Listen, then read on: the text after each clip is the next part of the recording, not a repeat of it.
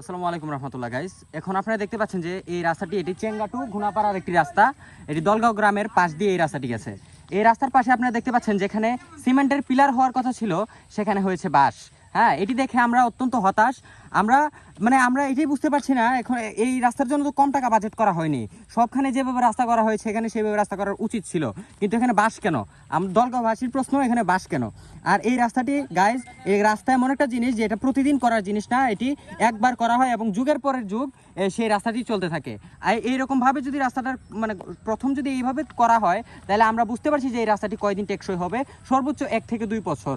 আর guys, আপনারা জানেন যে যদি রাস্তার কোনো একটা জায়গায় কোনো ধরনের ছোট একটা ফাটল পড়ে, সেই ফাটল থেকে পুরো রাস্তাটা ধ্বংস হয়ে যায়, নষ্ট হয়ে যায়। আর যদি এইভাবে যদি বাঁশ দিয়ে রাস্তাটি করা হয় তাহলে অতি শীঘ্রই যে এই রাস্তাটির সাইডটি আছে এটি ভেঙে যাবে এবং মাধবপুর টু ঘুনাপাড়াবাসী, মাধবপুর টু চেঙ্গাবাজারবাসী পড়বে অত্যন্ত দুর্ভোগে। এই জিনিসটির জোর প্রতিবাদ জানাচ্ছি এবং নিন্দা জানাচ্ছি। আমরা আশা করি যে এই ভিডিওর পর থেকে প্রশাসন এবং এই রাস্তায় কর্মরত সকল কর্মচারীরা কিছুটা হলেও সচেতন হবে এবং আমরা চাই যে এখানে ভালো করে রাস্তাটি করা হোক, এই বাসগুলো এখান থেকে হাঁটানো হোক।